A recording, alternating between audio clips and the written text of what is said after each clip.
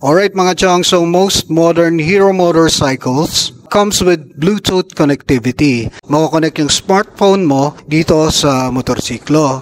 Kailangan mo mag-download ng app, Hero Ride Guide app. Together, let's discover kung anong mga features na may enjoy natin bilang rider, bilang owner ng Hero Hunk 160R 4V. Okay, so let's download the app, Play Store, Hero Ride Guide app. Let's go ahead and install it. Yan. Okay, so, okay. Allow access. Allow. So, let's get started. You pick your bike. Okay, itong Extreme 160R 4V. So, sa India kasi, ang Hero Extreme 160R 4V ay yung more advanced premium model ng Hero Hunk 160R 4V. Pero yung basic framework, parehong-pareho sila. Once to turn on Bluetooth. Okay, so you have to turn on your Bluetooth.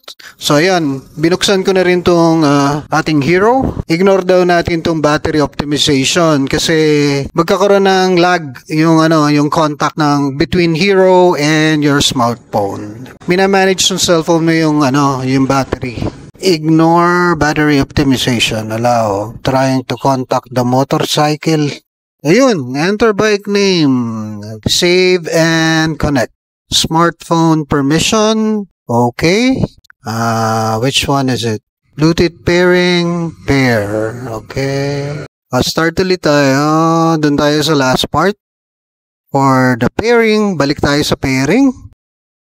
As you can see, yung kilometers, yung odo niya is 491. Okay, ito na yung profile natin. Yung Hero Hunk 160R 4V. Smart mode off siya. I think we have to put it on. Kailangan natin magkaroon ng notification ng pairing. Ayun, okay. So pag ganyan, lumabas yung pairing niya, Bluetooth pairing, i-prepare mo siya. Ayun, lumabas yung pin. You can see there's a odometer. Okay, so you have to type that in. Pair. Oh, yan. Okay, it's connected already. Ayan. Ayan, so nandito na yung indicator na Bluetooth connected na tayo. Okay, so connected na siya dito sa Ride Guide app ng Hero Motor Corp. So, kung owner ka, yan, you make your own profile. And then, what else? About us, tungkol sa Hero Motor Corp. I think ito yung history nila. Safety guidelines, yan, the basic guidelines ng mga rider. Tapos, terms of use, medyo matagal mag-load yan. You can read that later on. Tapos yung notifications. Again, yung display niya, it involves yung battery mo, yung phone battery mo, yung network, yung signal, indicating yung missed calls mo, SMS. So let's try to call this phone. Tingnan natin kung magkakaroon ng notification dito sa panel display. Alright, so it's ringing. So yan, while it's ringing, makikita mo doon yung indicator, yung icon, blinking yung call. So, kung nagra-ride ka, you know na meron tumatawag sa'yo kung nasa bulsa mo yung phone mo. So, let's hang it up. Okay, so ayan, hinang up ko na.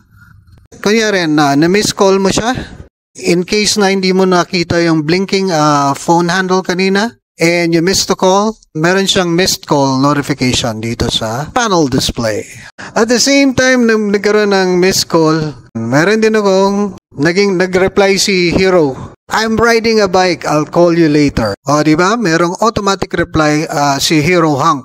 Okay, now let's try to text this other phone. Okay. There you go. You get a notification sa cellphone mo. At the same time, you get a text message notification dito sa panel display. Alright?